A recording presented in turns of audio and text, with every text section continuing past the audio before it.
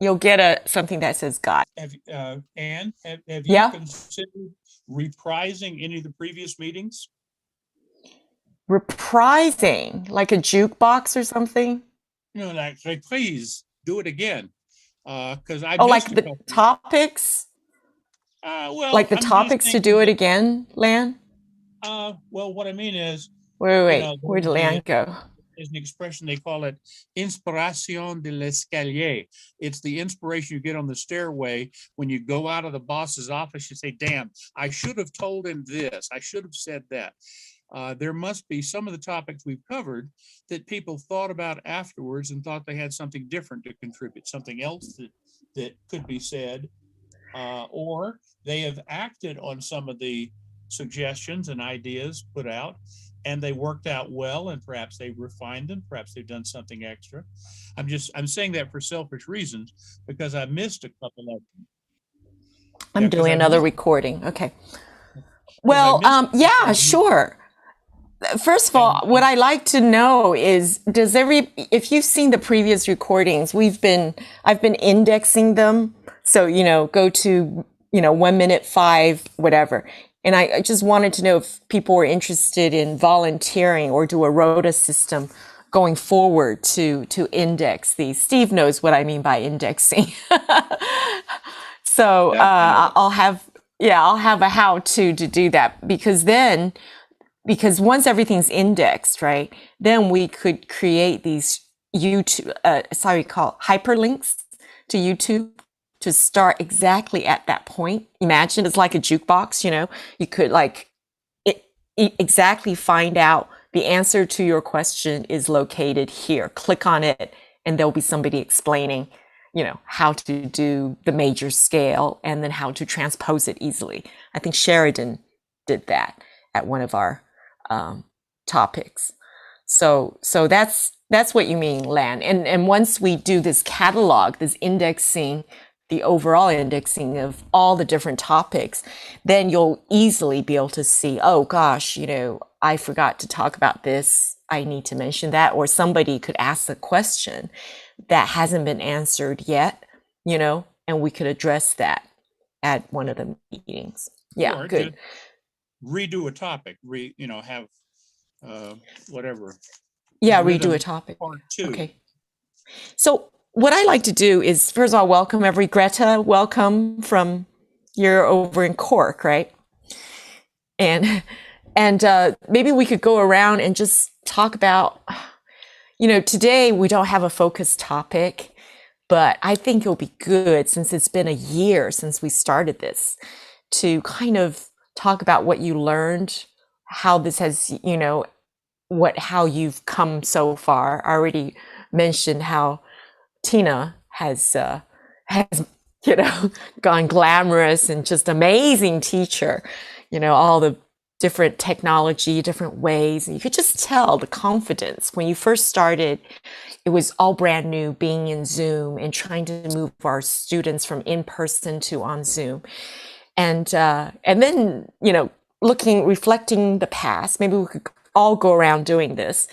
And then we talk about some of the challenges we're facing right now and what we see going forward. Yeah.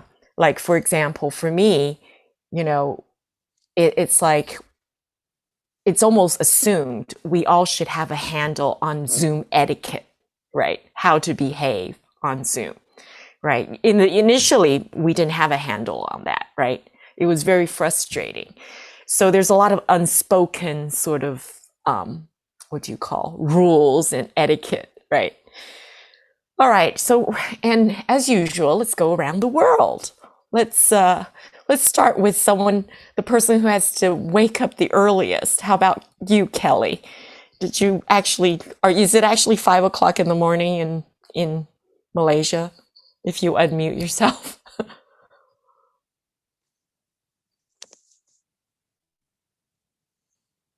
There you are. Usually, I'm not a morning person. Usually in Malaysia, I wake up only 7 or 7:30. But for the passion of ukulele, I can wake up at 4 or 5 a.m. Yeah. What would you like me to talk about? Well, no, just kind of a review. I mean, I could do a little bit of what I know about you for you. I know are you having a festival coming up or, yeah, Yes, right. yes. I'm actually organizing the Malaysia Ukulele Festival for the 4th year. But unfortunately, because of the COVID-19 situation, so we converted into an online session. And in Malaysia, a lot of other countries, and they ask me, why in Malaysia you have a ukulele competition as a ukulele festival? So this is what I trying to reply. I said in Malaysia, our ukulele festival is still very new. Imagine this is our 4th year, but in other countries, they may be like, their 12th year or 20th anniversary. Even in Hawaii, it's their 51 festival. So in Malaysia, we are still like the festival. The ukulele is still a very new instrument in Malaysia. Okay, for all your information. So in Malaysia, the parents are still like to have competitions. So if I just have a festival itself, I cannot attract participants to join the festival. Therefore, I had to build in the competitions. I'm so glad to say that this year I attracted more than 300 participants on the solo online competition. I have participants from USA, from Japan, Taiwan, China, Hong Kong, Singapore. And Singapore, I'm so happy.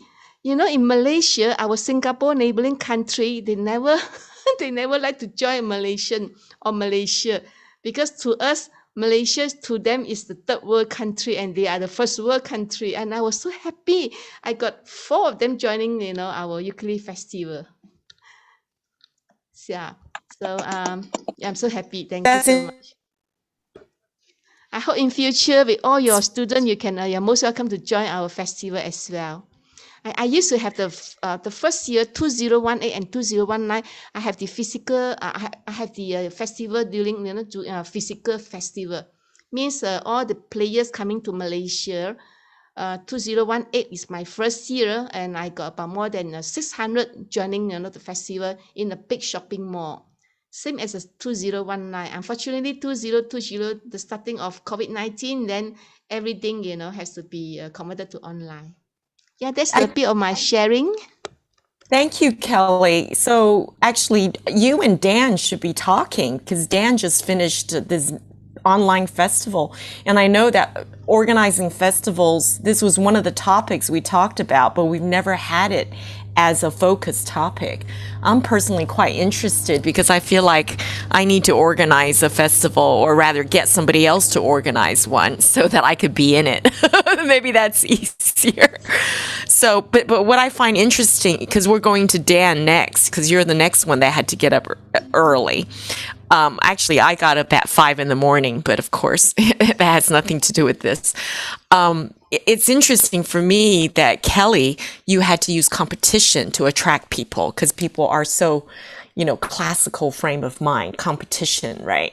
Whereas in the ukulele world, I bet, Dan, did you have a competition in yours? We didn't this year, but that's the first time we haven't had one. As a matter of fact, when we are live in the room, we did have the Golden Uke Award was a thing. But yes, the last 2 years it was simply everyone was just happy to be a part of something and pretend we weren't all locked down.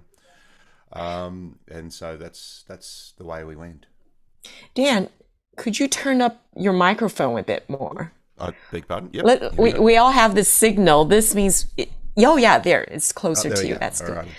So you did not have a competition? No. Not this year. No. We it's just a question of organising and prioritising. We have in the past, but this year it was simply get your stuff in, and also I was thrilled we had the ukulele world is a much smaller world over the last 12 months. So Monica, for example, sent her class. Apparently nearly killed her, but thank you. It was worth the pain and suffering. We had groups from Canada, from Italy, from America, sending their both school groups and adult players sending stuff in. Some groups we meet every Saturday and we know 5 chords type groups, and others are like professional groups, and it was just tremendous feedback and international love. There we go. So you could share lessons learned or best practice on how to organize, how to do an online festival with us. Yeah, as a topic, sure. maybe in the future or something. Absolutely. No. Happy to And show you then- all the mistakes I made. Absolutely. Right. And then Kelly, after you run your festival, you could compare what it's like doing it in person versus doing an online one, and the lessons learned and how you would advise other people how to do it better. Right. Because yours is when is it? In July? Is it your festival, Kelly?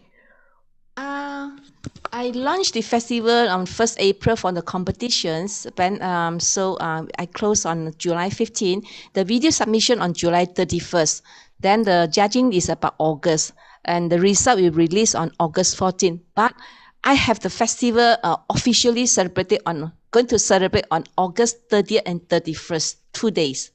These 2 days, what I will do is I have an invitation of the overseas performers. So all of you are most welcome to contribute a video to celebrate, for our festival. I have if you go into my Facebook, I have actually a poster. You just scan the QR code, then you will go inside to see, how you can contribute a video to celebrate our festival. So officially 2 days, August 30th and 31st. I always choose the August 31st because it's our Malaysia national holiday. So most of the overseas performers, they know that I like August 31st to be the festival date. Wow, so that's I welcome great. most of you. Thank you. All right. Thank you, Kelly. So moving from Australia, I guess we have to skip Japan, don't we? Do we have to skip Hawaii as well? There's nobody there. And where are we next in terms of location? Is it California or is it Canada? Or is it, I think so, California, isn't it? Steve? Hi, can you hear me okay? Yeah. Well, thank you for inviting me. This is my first time here in this group. I am soon to become a brand new ukulele instructor. I've never taught a class before like that. I'm a volunteer instructor at the Highland Park Senior Center in Ben Lomond, California. They are just now discussing how to resume in-person activities. So I will not be teaching on Zoom. I will not be teaching kindergartners. My class is the opposite end of the age spectrum. I have to worry about if we have extension cords with people with walkers and canes may have difficulty with getting past that. So one of the things I was trying to do was, I was a student, I was a participant at their classes in the previous couple of years. So I was thinking about how to improve on the delivery content. And they would, in the past, they would just print out single sheets, pages off their printer for maybe 10 or 12 songs. And we would go through and sing all those during the session. And then it was the responsibility of each participant to take them home, punch holes in them, put them in a binder, organize them, bring them back every week so maybe they have the right song in their binder that if whatever we choose to sing. I'm trying to get away from that. I don't want to do any more printing of songs. Right now, I'm looking to adopt Jim Beloff's Ukulele a Day and the follow-on Leap Year edition as the source material for the songs. I have electronic copies of these on my phone right now. And today, a big order from Amazon just arrived. I have a 7-inch tablet that's color and high resolution and wireless. I have a mini projector that's really tiny, about the size of a large book. And it comes with a screen and a tripod. So I'm hoping to set all this up and be able to have everyone just be able to view whatever we're looking at on the screen, on the wall, you know, whatever, and not have to bring books, not have to bring note binders or print music or anything. And hopefully everyone can see, but I have to bring a couple of hard copy of the books just in case somebody says they can't see that far to see the screen. So anyway, that's the direction I'm heading. And I'm just gonna, after this call, I'm gonna go and start playing with the equipment, see if it will set up and all work together properly. So it's exciting. Wow. So Steve, are you copying this technology setup from a club or from something you've experienced yourself, or you're just developing it from scratch? It's a little of both. I combed through all the different pieces of equipment on Amazon, reading the specs to make sure that they would have a minimum set of requirements I defined, that they would have to be high resolution enough so that words are shown displayed cleanly on the screen. And the resolutions have to be compatible between what the projector will handle and what the tablet will output, and you know, things like that. But to be honest, I had been attending a Kanikapila in Santa Clara, California, that my good friend Les Wong puts on, and they were projecting. We used to all bring the Hey Meli Aloha Blue Book, and I still did when I went, but he started projecting their songs. So a number of people quit bringing the books, and I was kind of motivated by that concept, but I don't know what he used for a projector. And I think he was using a laptop computer, but I'm not really sure. So I have to say I was inspired, but I had to do my own research. Now All that's, right. you know, I guess I'm a bit of a tech head, but I really should be thinking a bit about what sort of instruction we're gonna offer people as well. And I'll just say that in the past, the class was scheduled for an hour, but the last 15 minutes was conflicting with people's attempt to get to the luncheon on time. So it was from 11 to 12, but they start setting up the Meals on Wheels luncheon in the senior center at 11:45. And they get upset with us if we're not on time to be in our seats. So I decided, let's start an hour earlier. And also a number of people said, you know, I'd like to come and join that, but I don't really know how to play. And everybody's too advanced for me there. So I realized we have to spend at least half an hour prior to any group sing-along sessions, that we need to teach actual ukulele instruction for the beginner, and also, you know, include people who already know a little bit, but somehow make it worth their while to show up. So I'm thinking about how to combine some basic elementary lessons on how to play basic chords with, you know, introducing concepts of, music theory, learning scales, learning what the chords mean, and eventually how to transpose to another song. And if I can throw all the Nashville system numbers at them, oh, that'll be wonderful. But, you know, we got to learn to walk first before we run. Thank you. So this is so exciting. I mean, already I'm thinking Lan can help you directly, and Mark also had Mark Siegelman. He's been doing this, and I was supposed to have 40 seniors from the Milton Center for Aging, you know, learn from me. But then COVID hit. They all paid for it. You know, they were all ready to go. So I never got that opportunity to teach. Yeah. So many people, but can I just ask, what age group? What can you tell me the age from Steve? beginning to? Yeah. And sorry, and how many people are you talking about? Well, Minimum and maximum. In the past, we had, you know, numbers between 6 and 12 people, very small group. The age usually from 60 to 95, maybe 70 to 90. So yeah, older adults, and most of the people did know a smattering of their basic chords. Most of the songs were in C or G, so not too many chords to know. But I just felt that I was with them for a couple of years because my aunt is a member there, and she would bring me along and I would bring her along to the luncheons. I never got the sense that anybody ever learned anything new, really, except maybe learning the song. So now, in good faith, the instructors that were there, they knew a lot about the music and the songs. And this one fellow, Marty Carlson, he loved cowboy songs, and that was his specialty.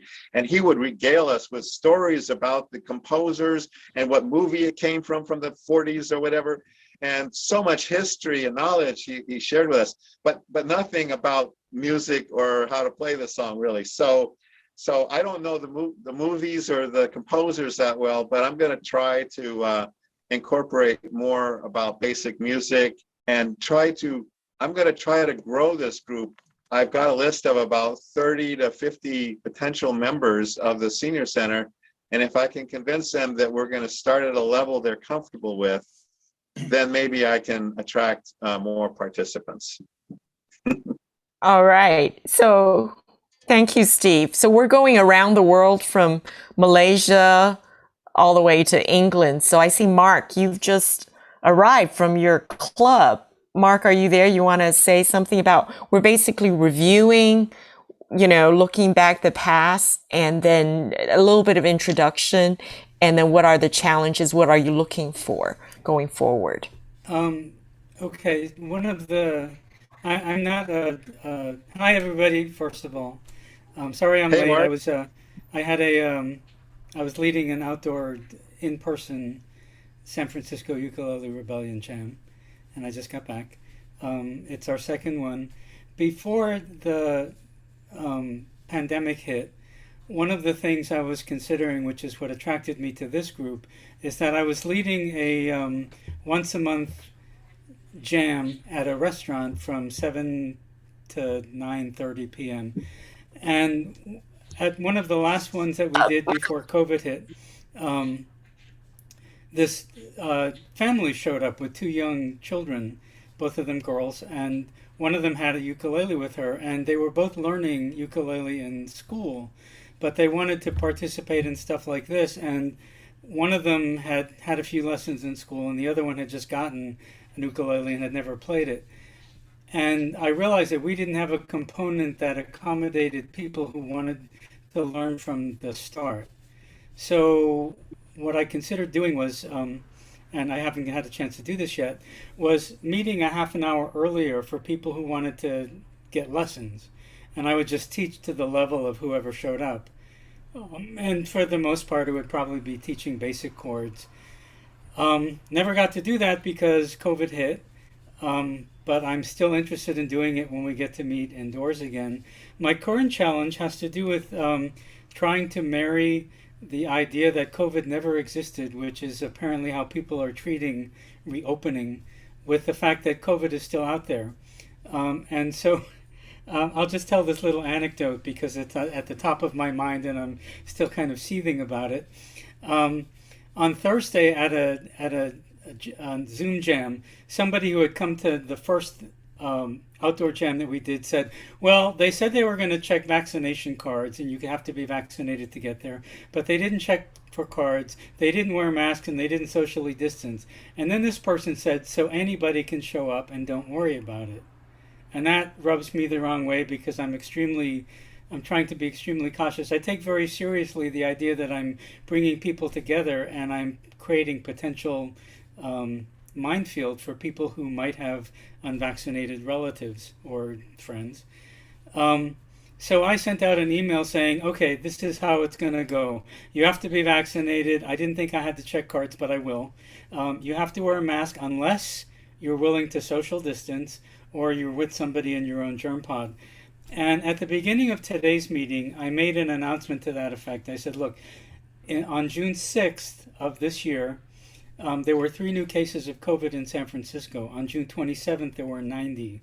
So clearly something is going on because people have decided that they don't have to wear masks anymore if they're vaccinated. I don't think vaccination is, it's inoculation, not invincibility. but people are treating it as if it is, and people are going unmasked all over the place. So I repeated my demands. I said, you have to be vaccinated to be here. If you're going to sit sitting next to somebody who's not in your germ pod and you're not 6 feet away from them, please wear a mask. You don't have to wear a mask if you can socially distance. And one guy looked at me and he said, I've been vaccinated, but I can't handle this. I'm leaving.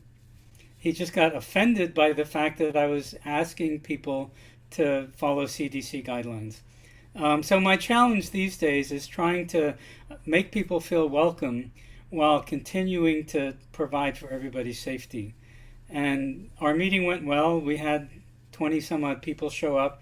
They had a good time. For the most part, people who were sitting near other people wore masks. People who weren't sitting near other people or who were sitting next to people in their germ pod didn't have to wear masks, and that was okay. And I didn't ask for cards, but some people showed me them anyway. I'm trying to walk the fine line between being a friendly, inviting leader of a jam and having to be their high school principal because they're behaving like 7-year-olds. So that's my current challenge. Has nothing to do with teaching.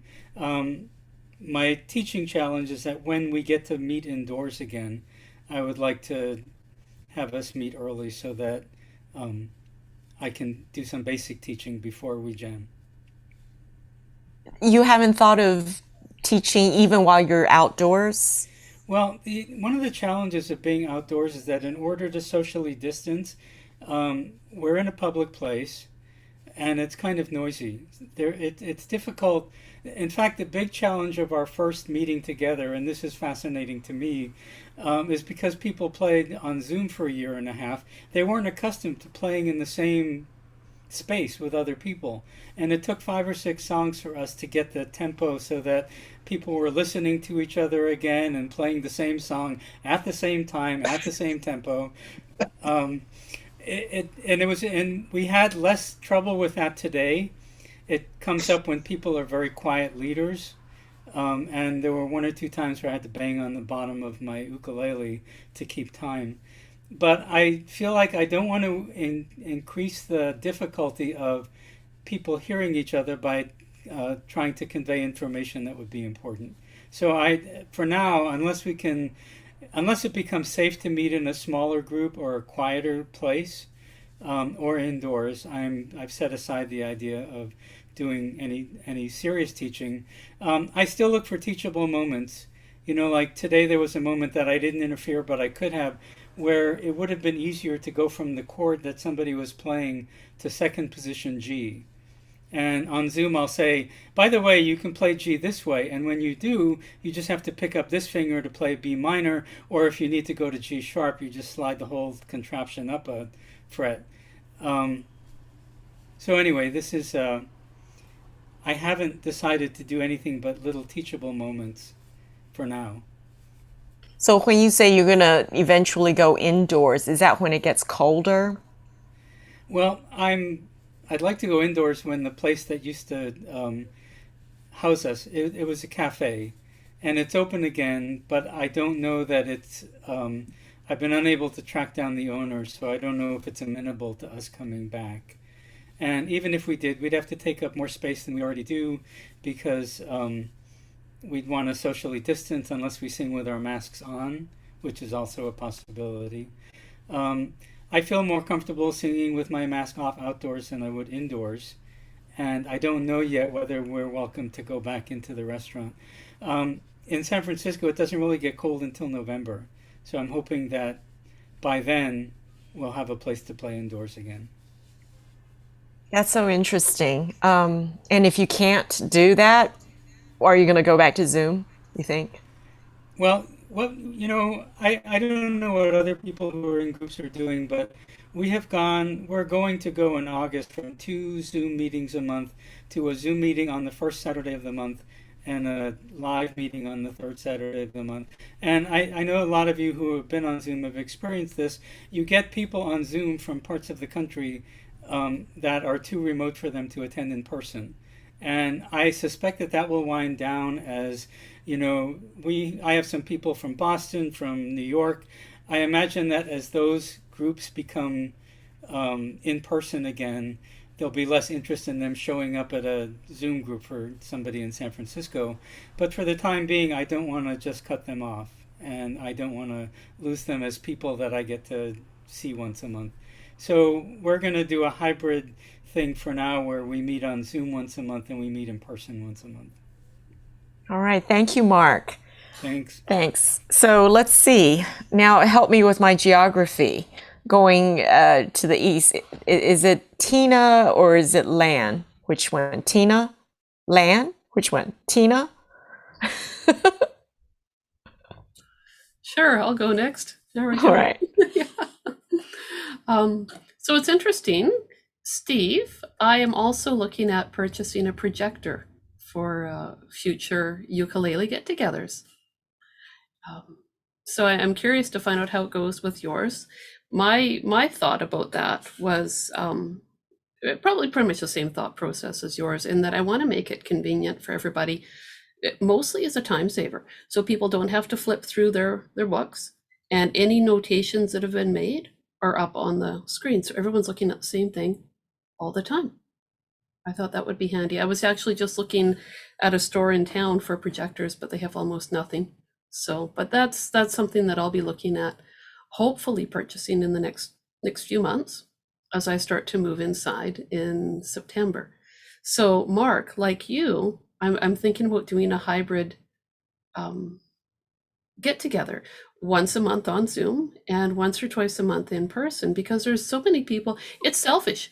There's so many people I have met that I wouldn't see if it wasn't for the Zoom session, and I don't want to lose that. I've really, there's so much I've enjoyed about learning about this technology. Well, just this meeting, right? So going forward, I see myself continuing with doing online teaching and Zoom sessions, and it's been fun. Some of the challenges, though, have been,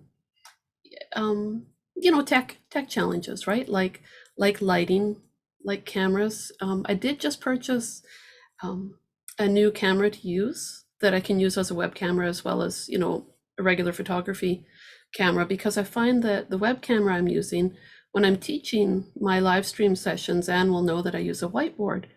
Well, the camera tends to pick up on the white of the whiteboard, right? And it's little things like that I just want to keep refining as I go. So I want my online sessions to not have any tech issues like that. But that's just a work in progress. Other than that, I've been having a good time with everything. I have a question, Tina. When you do your YouTube live stream, you're actually conducting a class through Zoom, right? Oh, you bet I am. Yeah. So those are the people you're talking to, but the live stream, people only see you. They don't see your students. How do you do that? So what I do is on my Fingerpicking for Beginners Facebook page, I've got the Zoom link as well as on my webpage. Anyone can join me on Zoom. But if you're not comfortable and you want to be on the YouTube live stream, or you just happen upon me, then you can watch it that way. So I've got two monitors, and I have teched out in this room like you wouldn't believe since the first time I've done this. So I've got a monitor for watching the YouTube channel. I've got a monitor for watching my Zoom students, and I've got a few different microphones I use now, but I still just go to my Yeti for that, my Yeti Nano. And I just monitor both. So any comments that are made on the YouTube live stream, I try to treat it as if it's still just a regular conversation. And then I have it recorded, and I just leave it up on my channel for people to view after. Yeah, it's a great way to see how you teach, for newcomer to say, hey, I want to study with Tina because that's the right pace. I like that. Yeah. Great. Thank you. All right. I guess Monica, or is it Lan? Monica, let's just finish Canada. Can you hear me now? Yep. Okay, good. Dan, you had a question in there. A couple questions. We're ignoring you somehow. No. I just, a lot of people have been talking about using screen rather than booklets for ease. In my classroom teaching of ukulele, I use a big TV linked to my laptop. The best first step piece of advice is get someone who is not particularly interested in ukulele, but interested in the social interaction, and they can be the person who moves the page on the screen. Guaranteed you will not be able to fit the whole page on the screen so everyone can see it, but no one wants to be that person because they want to be busy playing the ukulele. Steve, I'm sure you'll have people who want to be part of the social event, but not interested in picking up a ukulele. That is a vital part of a strum along sort of event. It just makes your life easier. I find it very difficult to run the session and be the one fiddling with the thing, and more often than not, because I'm rushing from one task to the other, I hit the mouse button in the wrong place and suddenly we've flashed to completely the wrong part of the page. It's annoying for everyone. So if you have a tech boffin to simply scroll down the page so everyone can play, that's an extra person in the social group that is a vital part where they can go, yes, this place wouldn't run without me. And yes, there are apps that do that as well, but yeah, quite often I find I have used those where it automatically scrolls through, but quite often the chorus or something is at the top, obviously, and you never see it again. Getting back to the chorus and then go, there's always reasons to be jumping around on the page, and having someone to do that is helpful. That would be my advice. Step one in your world domination of screendom. There you go. Okay, so my several different situations over the year, I teach in school, so that's my primary job. And I was teaching on a cart going from class to class. My cohort was not 2 or 3 people, it was 15 classes of children. So I managed to feel safe the way I taught. I basically taught by YouTube this year, but anyway, it was fine. I did do my grade 6, my older classes. Those were the students that I brought into my own classrooms, and we did ukulele all year long. And that was one of the groups that we recorded for Dan's festival. And maybe Kelly, I could send you the same video that I sent to Dan's group. I could maybe send that one to you if you'd like another participant. I didn't actually kill myself to get that video done, but it was a very short timeline, including we're going to be in lockdown on Friday, so everything has to be done by Thursday, which we managed to get done. So that was lovely. And that was one of the things that I sort of managed to work around COVID as well, because the piece that I selected was an instrumental number, so there was no singing. So in class, we learned it all together. Everybody's masked all the time. And then when we recorded it, we recorded each individual, and they could take their masks off so that they were not masked for the video. And then it was, put together by not me, but somebody who knows how to put things together, because that's their job, instead of me taking on another learning curve that I really didn't want to do. So anyway, that was a really great project, with, how do we get it so that the children's faces are seen? Okay, if we do instrumental, all of those pieces came together to make one cohesive video, which was lovely since we had to be separate. My community group, we didn't meet, and they're such a social group, but our being together, I felt that was our priority. And frankly, I was full enough just trying to figure out how to teach music at 2 schools with 15 classes. I kind of feel like the meme, where the little girl is and the big explosion is behind her, she's got that evil face.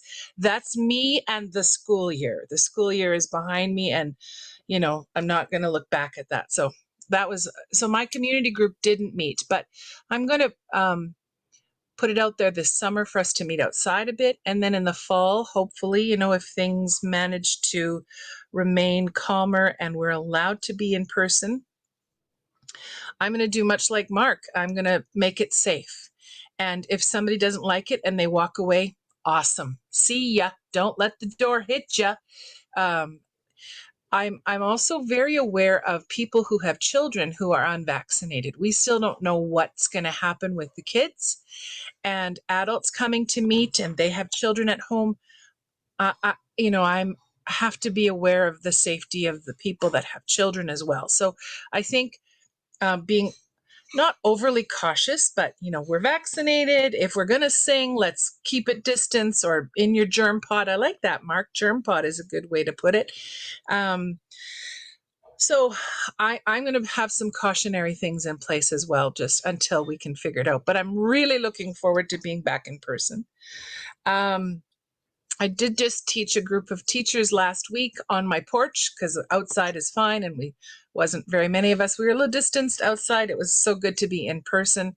And for me not to teach this course online is a little victory because I'm tired of teaching online and Zoom. I'm tired. I can't wait to see the end of it as well. That explosion, it's going to be the Zoom explosion behind me too. But again, it's brought us together, and I hope we can keep doing this as Zoom because this is not us trying to strum and sing and in our own little spaces. This is us communicating, which is a different purpose, and I love this. The last groupings for me, I had a class from a small town about an hour and a half south of me, a jazz band that couldn't be a jazz band still wanted to get together somehow. So they learned ukulele together and I taught them. And so that was a nice way for them to gather, not as jazz musicians, not as jazz, playing their own jazz instruments, but learning something different, being together. And just 2 nights ago, I drove there in person and we met in person. And, that was a lovely thing. So we're kind of starting to leave the Zoom behind. I'm grateful for it. Again, I'm grateful for the Zoom, but I'm also looking forward to not having it anymore. One last thing, the projection versus the hard copies. I know I own the Beloff big book. I have the yellow book. I have the blue book. I have the little book. I paid for the online. How many times do I have to pay another whatever for that same book? However, most of my community group like to have the hard copy, even though it weighs 10 pounds, because they like to write their own notes on it. And, I find that I'm still going to be a paper girl myself. So I like the hard copy because I can send out a PDF if I need to quickly, and everybody has their own copy, so I don't feel bad about sending a PDF. But for people to write their own quick little notes or highlighter, asterisk, or whatever their own shorthand is, paper, you can't beat paper in my mind. So I use more projection in my classroom. It also gets kids playing up instead of down here and looking down. So postures is a different thing too, but it's sure great to be able to do both. So okay, that's all I have to say. Thank you, Monica. And Monica, also, when you mentioned teachers, you do professional development, right? You teach ukulele teachers how to teach, or Yes. other kinds of teachers. Yeah, that's my very favorite thing to do, is because I'm of an age. You see, the hair, when Anne and I met, my hair was a different color, and now it's this. So now I'm owning my age, my hair, anyway. So I have a course developed for teachers of school children, like of classroom teachers. So because that need is not met, actually. So it's a different process to teach 32 young bodies than it is to teach like Steve, your group of people is going to have a different set of needs, right? They're just at a different place as learners. So I do love the thing I love the most is teaching teachers how to teach it. So if anybody needs to teach teachers in your hood, that's me. I love that. So because I've been teaching school ukulele for so many years, I do feel like I have some good information to impart and love to do that. So thanks. Mm-hmm. Thank you, Monica. So let's go south. Let's go to Arlington, Texas, and afterwards we'll go to Mexico. How about that? So Cynthia, welcome. Hello, everyone. I teach actually in Mansfield, which is just right down the road. We went back to school in person September 8th, right in the middle of all of it. The kids wore masks. Some of the parents were not too happy about it, but you know, whatever. I was like, I told the students, the district was, we're not sure about whether they can sing or not. And they were just like, oh, you know, whatever. I told my kids, if you got a mask on, you can sing, period. I don't care. I'm not fighting this. You need to be able to sing. I teach kindergarten through 4th grade. So I ended up purchasing some ukuleles. I was on a cart. I have a really bad knee that needs to be replaced. So I was able to get a doctor's note to get back in my classroom. I did not get sick at all. I wore my mask. I kept things clean. I bought 12 ukuleles that we shared. They had a partner. So we came in, we did the germ squirt, we sat down, we did it. Mainly with 2nd, 3rd, and 4th. Kinder and 1st I did some with, and I'll explain that in a minute. But then I wrote a grant and got the rest of the class set and some extras, because next year I'll have class and a half with my littles. The littles did muted chords. We did rhythms. It would go ba ba ba ba ba, and they da da da da da, you know, with their hands. So it's just another way, instead of like doing rhythm sticks or padding or whatever else, it was a different way of doing it. And then 1st grade, they learned the C chord. Some of them learned how to play F on their own, but it was not an expectation. And we just sang songs, and I got the glow-in-the-dark Watermen ukuleles. So they're plastic and they glow in the dark. So every time we finished a song and they could play it, turned off all the lights. I said, make sure you know where your fingers are. And we would play the song in a circle with the lights off, and they had so much fun. And then 2nd, 3rd, and 4th, they went through and learned C. The chords that I taught them were C, F, G, G7, and A minor, because that covers pretty much anything. I could move any song to the key of C. Some of the other kids were like, well, we want to try this song. I was like, okay, well, let's try this song. There's a song that goes, dumb ways to die. If you're from England, you would know, because that's part of the metro. My kids love that song, my 4th graders. I have no idea why, but they were like, can we play this one? And then, of course, there's the Perry, whatever. It's raining tacos from out of the sky, tacos. And they love that one, too. So we just played a lot of music. I didn't want to pull out my xylophones because they're, you know, a bass xylophone's $2,500. You know, it's just ridiculous. And I didn't want to put any cleaning solution on it. So I told them, when we come back in the fall, we're going to just keep incorporating what we've learned with our ukuleles with our xylophones and the recorders, and just do it all. And it's just going to be part of every lesson. You know, we need this chord for here, and we're going to play it on the ukulele, we're going to play it on the xylophone, and we're going to play the root notes on our recorders. I do make copies. I give my kids music in Google Drive, because all of them have a Google Drive. We use Canvas and Seesaw, so I was always putting stuff out there, and I have my own website. And so I was glad to be back in person teaching. I did have classes that were online also, and teaching online is difficult.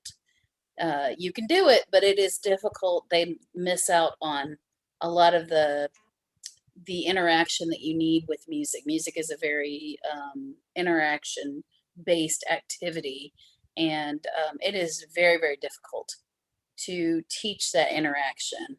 Plus, we didn't really give grades, so I had students sit me think, I don't want to do this. All right. I mean, what do I say? Okay.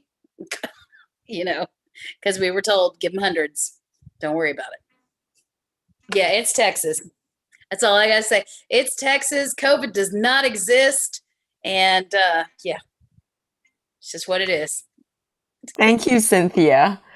Gosh, I need to get some of those songs from you, because I'm teaching 6 to 12-year-old in Zoom complete beginners how to play the ukulele, and they're just squirming all the time and saying, "What time does the class end? Can we leave now? I need to go to the Oh, bathroom." I have them get up and move around and jump up and down, and I try to make it as silly and as fun as possible.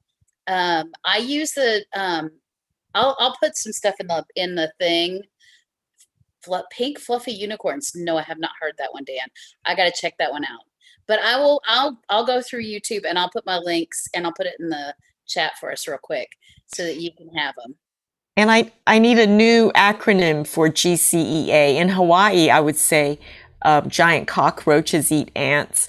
And then New England, if I say good children eat apples, it is so lame. But when I said giant crocodiles eat alligators, they all get really excited. So, you know. We put green cats are alien. Oh, wait, green cats eat aliens. Oh, I like that. You can do, I had my kids make them up. I just told them, I was like, y'all make up one for your class, and that's the one we'll use. I tell my kids in class, look, there's a silly sentence that helps you remember the names of the strings. It's good children eat apples. Of course, it's a really silly sentence because there's no such thing as good children. We all know that. And that really locks it into their heads. They go, yes. That's pretty funny. On every level, yes. That's a good one. That's a good one. My cat just said, hello. Well, thanks a lot for that, Cynthia. So, Lan, are you near Texas? I'm south of Texas, or rather, that's North Mexico, since it was stolen by the Yankees. Thank you. Yes, it was. They violated a lease. They leased a bunch of ranch land and then decided they'd rather keep it. So they got the federal government to come in with troops to keep them out. They didn't want to pay taxes. Yep. Nothing there. Isn't that amazing? So, hey, there are times I wish when they would take it back. Oh, no I have a sister who lives in Houston, but Texas is crazy. I'm sorry. Yeah, there are some really cool things about Texas. And then you look up at and I'm sorry if this offends anybody, but you look up at people like Abbott and you just are like, who are you and what are you doing? So it's just what it is. My Mexican friends were ready to build a wall for Trump, but they wanted to build it along the original borders, taking back Colorado, New Mexico, Arizona, Texas, and California. But then you can have your wall. No problem. That would be occupied Mexico, huh? Yes, you are. Yes, you are. There's actually a great song about a Mexican standing on one side of the border and a Texas rancher on the other side. And they're hurling insults at each other. And the Texan keeps calling the Mexican a frijolero, a beaner. And the Mexican is saying, don't call me beaner, you jerk. You know, look down at your feet. The land you're standing on is Mexico. So yeah, it's a very aggressive song. Anyway, I'm listening to all these very interesting topics. Obviously, every one of us is in the same bag together. We're all desperately wishing the plague was past. We're all desperately wishing normality could return. But we also are all trying to be smart. It doesn't make any sense to pretend it's okay when it's not yet. So our school, we started our first, we tried Zoom classes, didn't work. It was just too hard. So what we did was we waited until we could have enough people vaccinated, because all of our students are adults. We waited until people had access to vaccination and had time for the second dose to kick in. And then we organized our very first in-person, face-to-face class. It started, I forget what day it was, but 3 or 4 weeks ago. And it was for beginners, because the beginners are going to feed into the advanced beginner class, and are going to feed into our intermediate classes. So we're trying to fill the pipeline. However, unlike Mark, we are not so nice And what we did was we said, vaccinated people only. You got to wear a mask up to the gate. Once you're inside, we're going to maintain social spacing, but we're also going to allow people to take their masks off if you have been double vaccinated. And that's a compromise, but it's the one we reached. And we had some pushback. We had some people who said they were too young and hadn't had access to their shots yet. And we said, come back in October. By then you will have had your shots. So we let them go. And we had some people who complained about it. And we said, too bad, so sad. See you in October. And because there's no other way to do it. We have vulnerable people in our classes by age and also by medical conditions, and we're just not going to compromise, even if it means smaller classes. As it turned out, we were able to max the class out with people who were eligible, and we have a waiting list of people who are going to go the next running. And so we're happy with that. And that's what we're going to stick with. The other thing is, in addition to our classes, both private and group classes, we ran before COVID, we ran a weekly jam, in-person jam, where people would show up at a restaurant and we would all sing together for an hour and a half or so, and sometimes a little longer. And then people would hang around behind and play together. And it was just a great social thing. We tried books, the yellow book, the blue book, and everybody bloody hated it. The songs were okay, but the size of the chords floating over the top was tiny 3-point type. It's really hard to see, particularly for people who are over 70, whose eyesight is not perfect. So they didn't like that. And also a lot of the page, you'd have 2-page songs because the score, putting the standard notation on the page, great for the piano player, but not of much use for ukulele players. So the group voted that out. So we were back to electronics. Now I'm an Android guy, but there are OnSong for Apple heads. And my favorite, and I recommend it to everybody who's an Android person, is called Chordinator, Chordinator. And it's a wonderful program because it allows you to store on your machine, whether it's a tablet or whether it's a phone. You can store songs. You can edit them in place. The yellow book, blue book is the daily ukulele, kind of a standard club book that has, each one has 365 songs in it, some of which your great grandmother might have sung. But the and so I have that for my own personal use. I carry around 1,000 songs in my pocket. Every time I hear something I like, I'll download it and do it. These programs allow you to download from the internet, pre-formatted, or to format yourself on a computer or in hand. And it's a really good program.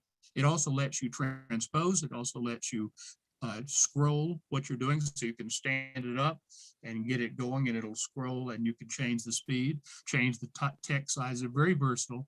The one I use for Android is called Chordinator. It's my favorite. I've used it for 7 or 8 years.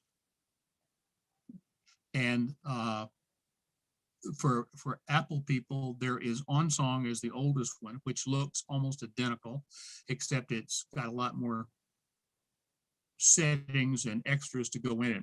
The Android first system is simpler. And of course, being an Apple program, it's much more expensive than the one I use. So we tried that, and we were looking at a projector, but the projector, you got to get it sitting just right. It's got to be bright enough. We convinced one of the restaurants to paint a wall white so that he could get better projection onto it.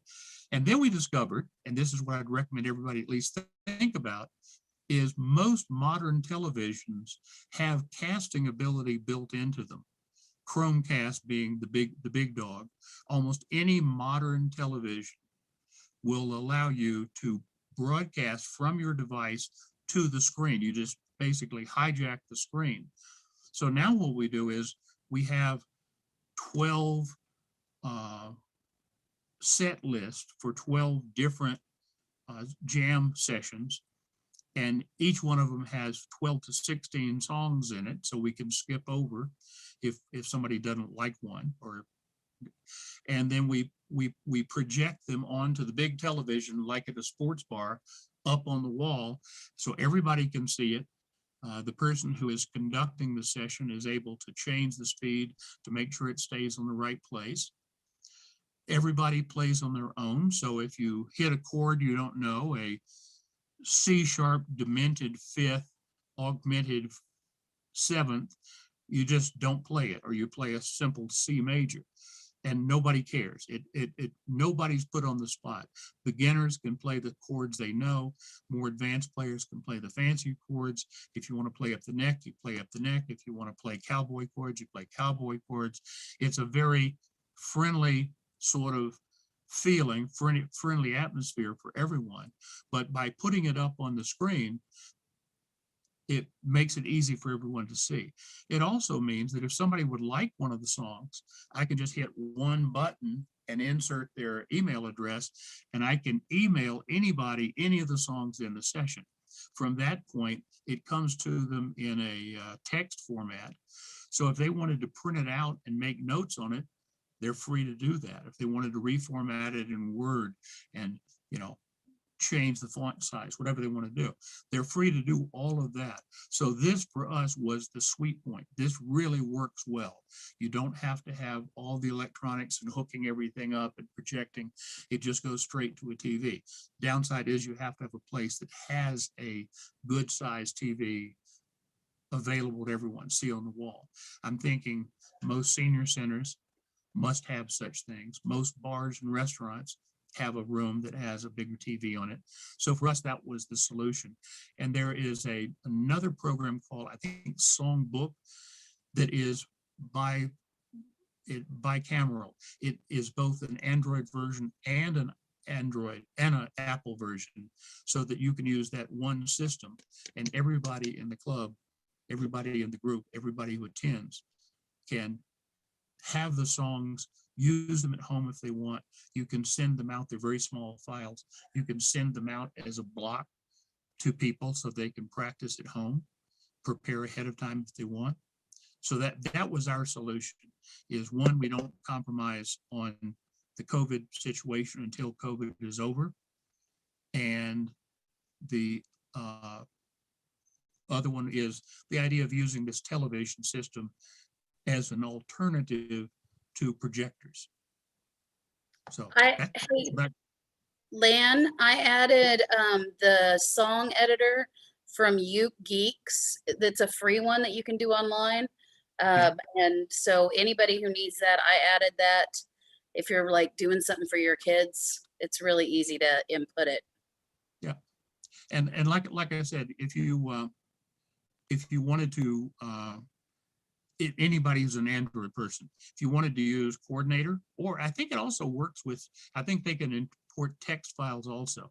PDF files have the problem that once you make it a PDF, you got to have a program to unbuckle it, take it apart to change anything.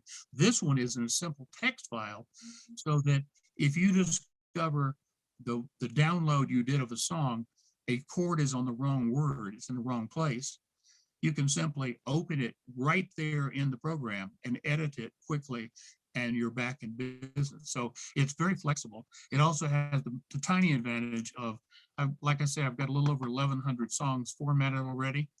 If you had one that uses text files, if you'll send me an email, my email is just lan.yarbrough, name that's on the screen, @gmail. I'll be happy to email you any of my pre-formatted songs in any, pick a genre, pick a performer, pick a song title, and there's a fair chance that I'll have it. Thank you, Lan. We've got 5 minutes left, so and we started a little bit late because we were talking, but I want to make sure we get Greta and Lindsay in. So I'm just going to have us skip Boston and go over the Atlantic to Cork. Let's see. Greta, are you there? Hi, I am. How are you all doing? Good. I have to say a big thank you to everyone for all the information that you're sharing. I have taught music for quite a long time, piano, keyboard, an Irish instrument, tin whistle and guitar, and came across the ukulele a couple of years ago, and I'm working my way towards teaching it. I'm an elementary primary school teacher, we call it in Ireland, and I teach 10, 11, 12-year-old children. So to bring a bit of joy to the classroom, the last couple of weeks before we split for the summer holidays, I have 8 or 9 ukuleles that I would use for groups or things like that. So we just use the word pod. We don't use the word germ before in Ireland. So we had 4 pods in the class with 5 or 6 girls in each group. So I would be the COVID officer in the school as a link between the teachers and the principal. So I'd have to be very careful what I was doing. So what we did was worked my way across the classroom from one pod to the other over the space of a fortnight, leaving 4 days between each group so that I didn't have to go sanitizing fretboards and things like that. So started off with just very simple chords, and as we went, then the groups were learning a small little bit quicker.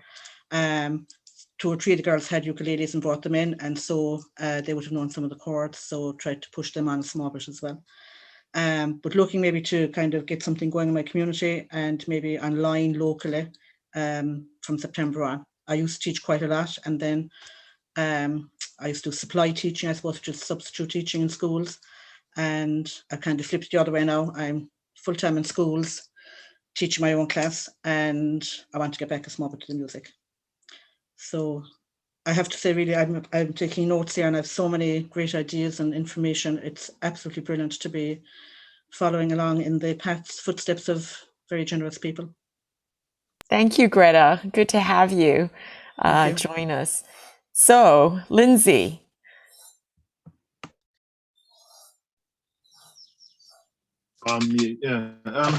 Yes, I suppose for me it's different really because I tend to teach individual students, and my whole kind of Zoom experience has been very different. But I thought there were some positives from it. Like when I had a lesson before to get something in tune, I'd just be tempted to get the instrument and tune it for them. But having to do it over Zoom, it's really good because it made me get them to learn to tune themselves by ear.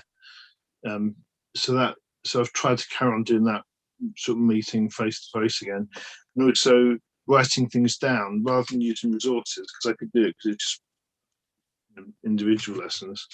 I'd actually dictate something or get them to write it down themselves, so that I've met some of them in person since, and they've got like sheets of things that are written down, and then that way they're actually learning to write stuff down for themselves. So it made me think about things I could bring to sort of face-to-face teaching again.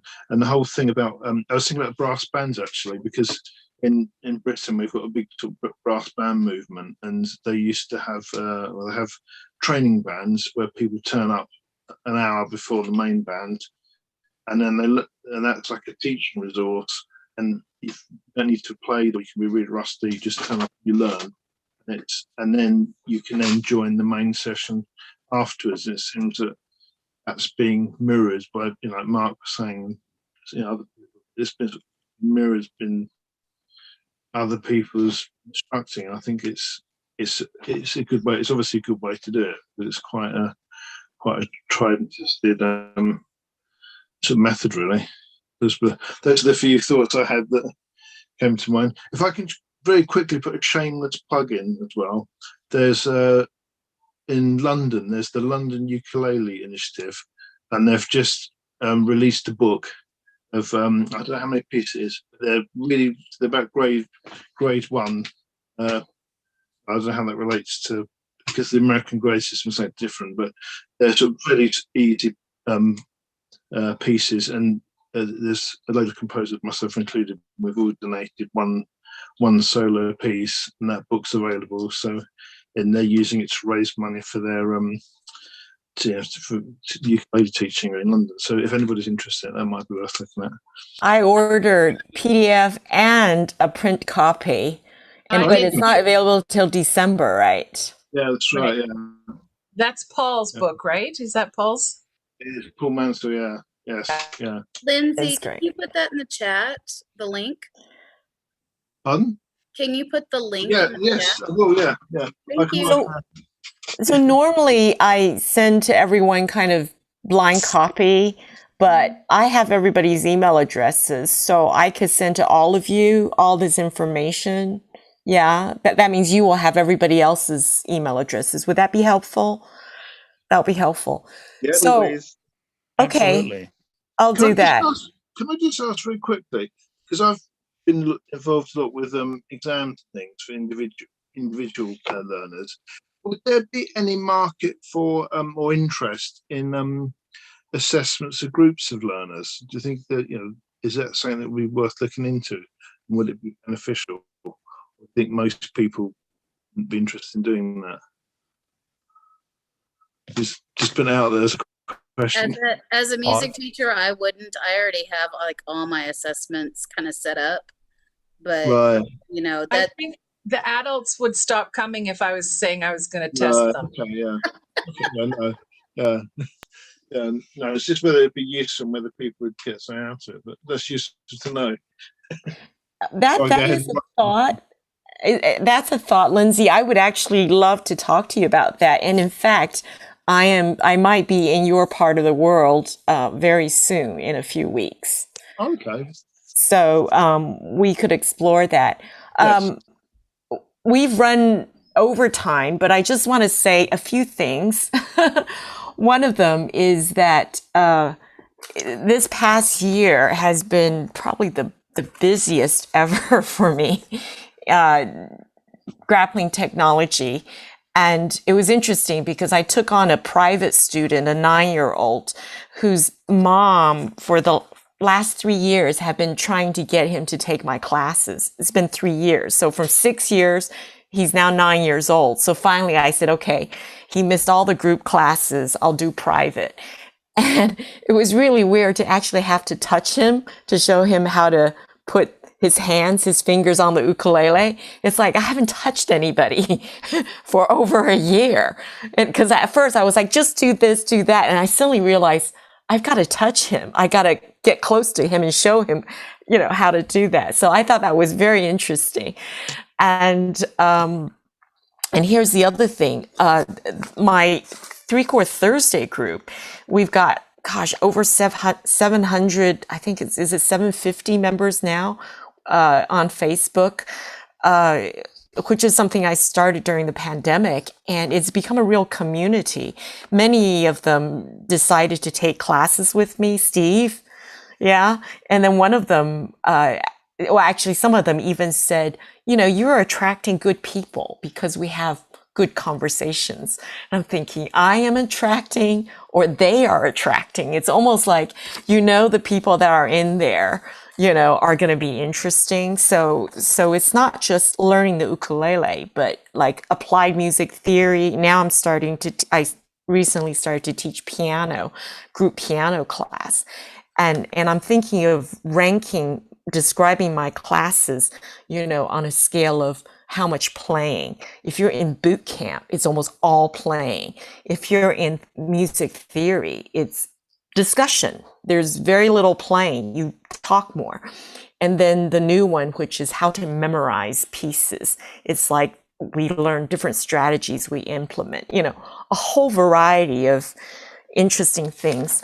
But it's interesting that when I said yes to Boston Public Library because they have a bunch of ukuleles they wanted to give out.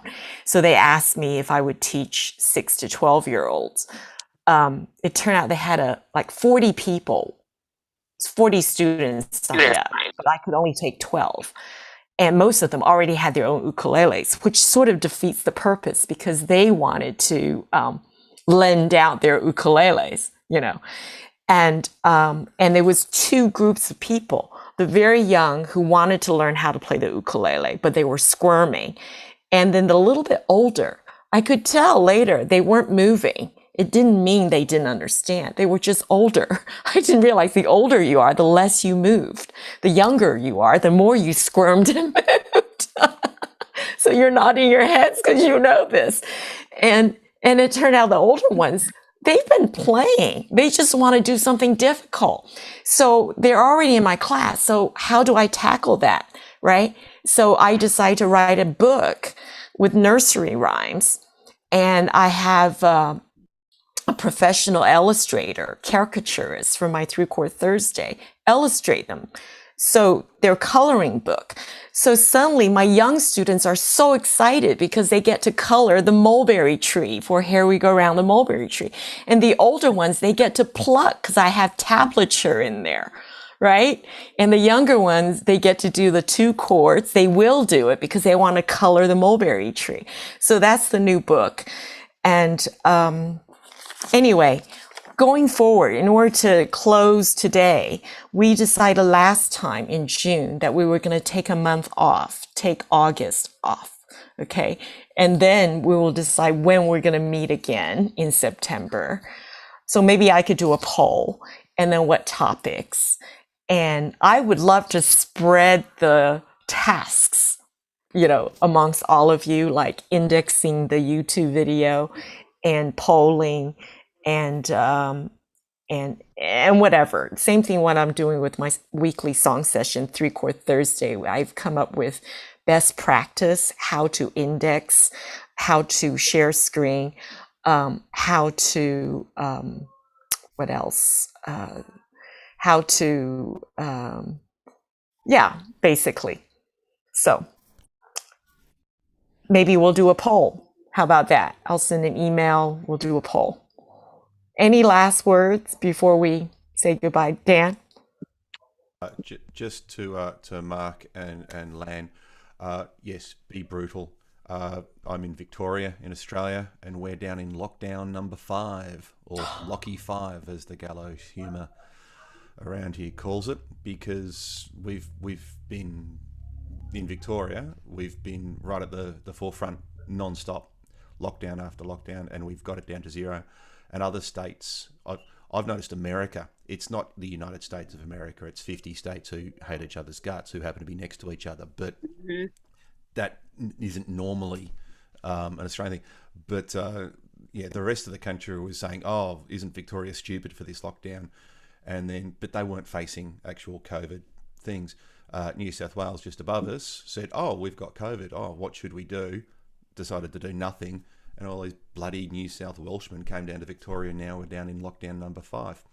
I'm a bit tired. It is very early, but I woke up in the middle of the night because my wife's also a school teacher. Her work had a positive staff member. So we went and got tested yesterday, and she's terrified that she was positive. And of course that would have meant I was positive, and I've been going to work, which was my school would have been locked down.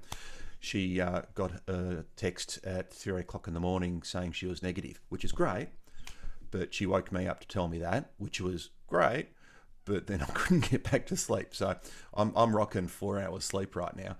So I'm going to go and try and lie down after this. But yeah, it's, if you're worried about hurting someone's feelings, ask him to wear a mask. We're recording, I just wanted to say actually that, say what I want to say. Yeah. I appreciate what Len said earlier, because we're doing the same thing. You have to be vaccinated to participate, period. And that's counter to what is happening in most of the organized activities I'm seeing in the Bay Area. I happen to be lucky to live in a place where we're about 70% vaccinated, so it's less likely we're going to run into unvaccinated people. But, I ask people to wear masks simply because we're meeting outdoors and we don't know who is sitting near us. Like today we gathered a crowd. I love when we play outdoors because people crowd around. We got asked to play Sweet Caroline. We get requests to play ABBA, which we didn't have any in the daily ukulele books. I'm going to have to write to Jim Beloff. But I don't know if those people the people who were near us were masked. But I don't know if any of the people who were gathering around were not only unmasked but unvaccinated. And the thing is, with the mask mandate over, you can't tell who the assholes are who don't want to get vaccinated. Back then, last February, I knew that if a guy was walking down the street without a mask, he probably was anti-vax. Now I can't tell. Our governor has said that no schools can require masks anymore. Yeah, my sister's a teacher in Houston, and so I've been following very carefully what Texas is doing. They're crazy. And what they're not doing, and you know, my sister's a private school, so she gets to do stuff because the people who run her school want to do it that are above and beyond what Texas is requiring. But I agree. Thank you, Dan, for saying that. We are not allowing unvaccinated people to attend, and this year I checked cards. I mean, this month I checked people's proof of vaccination. I asked them to bring it. I didn't check everybody's, but I assume that adults will not show up if they're not wanted.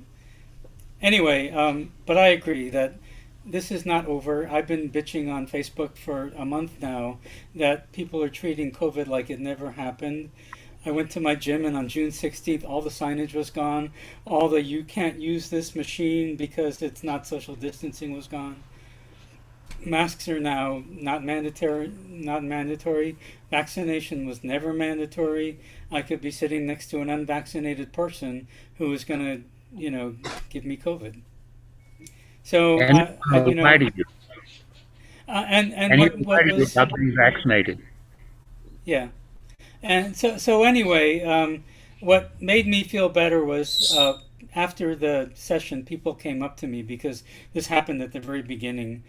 People came up to me and said, "You should stick to your guns." I had said on the meetup page, "My gem, my rules," and people thought, you know, you got to do stuff like that. I take very seriously the idea that I'm bringing people together, and I promised them that I would bring them together in a safe environment. Bravo. Thanks. Hi, Mark. Hey, this is Steve. here. Good to see you. Hey, Mark, I just want to say that as a card-carrying member of the vaccinated set, I look forward to taking a jaunt up to your neck of the woods one of these months to sit in person. I was kind of hoping you'd be there today. Oh, well, the truth is I'm in Los Angeles visiting with my mom, and at 11:59 p.m. tonight, this whole county re-implements mandatory masks indoors for everyone. So that's just the state of the world. The only other thing I want to say is, Anne, I really enjoyed the session. And if you'd like me to index this one, just send me the link and I'll send you back the index. Thank you so much, Steve. I was hoping you would say yes, because I'm actually in New Hampshire right now. So it'll be good. Thank you. Yeah. Oh, hope all right. everything's good there in Numpsha. Lots of blueberries. So, Kelly, did you want to say something? You have your hand raised. Yes, I have so much to ask also, and so much to share, but I know that we are going to finish the Zoom meeting, and I was actually having 3 months. I'm having 3 months semester break, you know, and then you told me next month don't have Zoom session, but it's okay. It's okay. I can connect with you all through email or through Facebook. Okay. Right now, actually, I would like to ask all these master here. I'm doing my thesis is none other than ukulele. So the topic is the title for my master study is ukulele as a tool to connect the community. Then my professor asked me, how many ukulele players in the world? Because my professor doesn't know about ukulele at all. And then the first thing he corrected me is, you cannot pronounce ukulele. I saw the article you presented just now is ukulele. So I was caught, you know, by my professor, because he doesn't play ukulele. And then I said, when I do my presentation, I said this Greensburg talk about ukulele. Then he said, you make a mistake. You are an educator. You must say ukulele. So I would like to ask all of you, what should I teach my future student in Malaysia? Should I say ukulele or should I say I can ukulele? answer that. I speak Hawaiian a little, so I've been involved in several debates over the pronunciation. The correct debate of the Hawaiian word is ukulele, not ukulele, not ukulele. ukulele. In the English version of the word is ukulele. And it's okay to treat that word as an English word. For example, we don't say San Francisco, right? We say San Francisco because it's become an English word. Out of respect for the Hawaiian language, the community, and the culture, because I'm very immersed in it, I always try to pronounce it ukulele in front of people who I'm connected to Hawaiian with. But it's okay to say it ukulele. It's a Hawaiian word, right?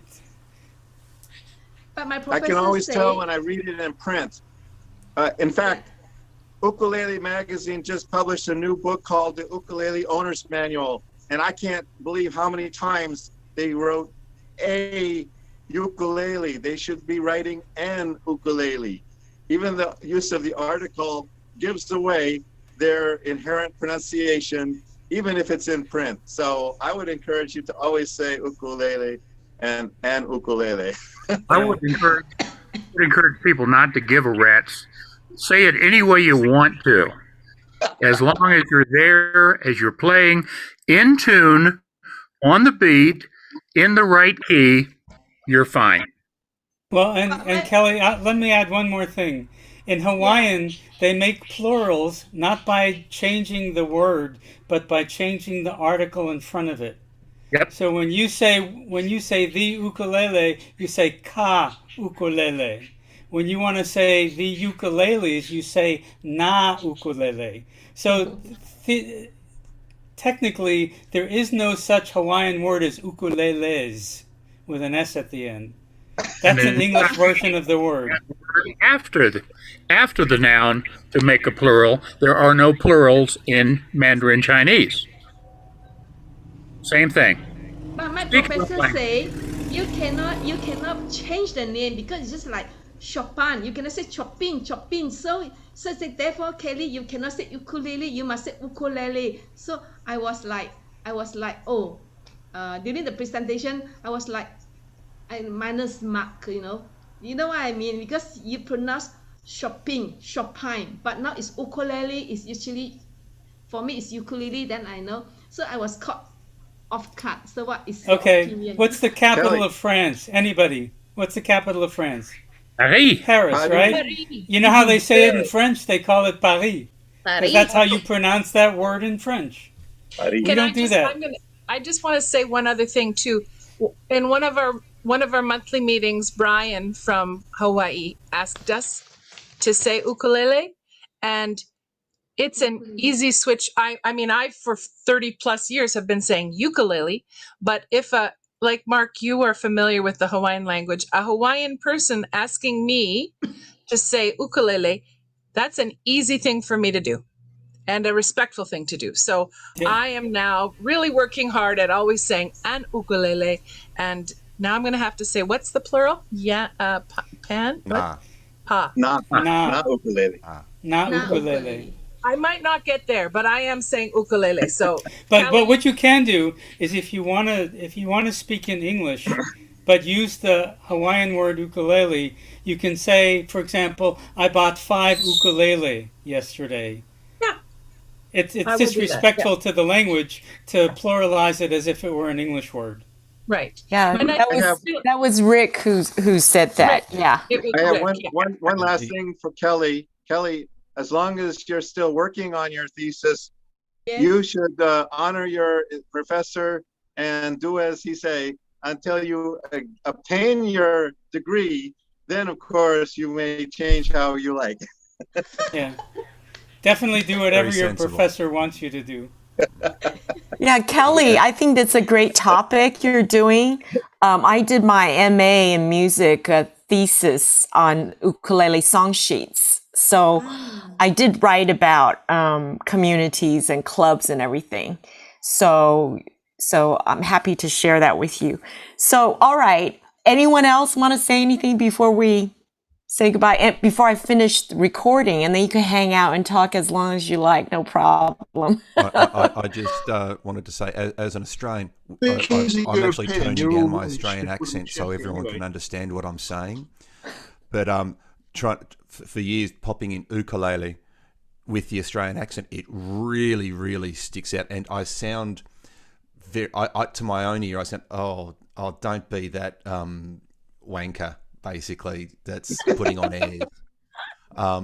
But listening to Rick saying, well, considering that the language was banned and the culture was illegal, it's kind of an awful thing to do to, now that you're allowed to, you really should. I went, oh, all right. So I'm copying abuse from 12-year-olds saying, why are you calling it an ukulele? You sound like an idiot. And I say, well, this is why. So it's a teachable moment there as well. And yeah, like Monica, it's not that much of a deal to actually say it right for me. And Mark, if you're speaking Dakian, you can pluralize it. They won't mind. Dakian. Yeah. All right. So we agreed that I'm going to email everyone, so everyone has everyone's email addresses, and I'll put as many links as I can that we talked about. I mean, I know the London Ukulele Project, I have that. And Kelly, you've got your links. If you have anything else you want to give me, maybe you could send it to me and I'll do that tomorrow evening. So send me everything you want everybody else to know, right? Including your clubs like the Ukulele Rebellion next time you're meeting, or any other clubs that we can join. And any thoughts or ideas or what you think should go on the poll. I have, a whole list of ideas and challenges and issues that all of you can help me on. So and I'm looking forward to meeting Lindsay. You know that. Face to face, in person. All right. Thank you, everyone. Yes, I should look forward to that. Thank you. Okay. Thank you, Anne. I'm going to stop the recording. Thank you, Anne. Stay safe. Thank you.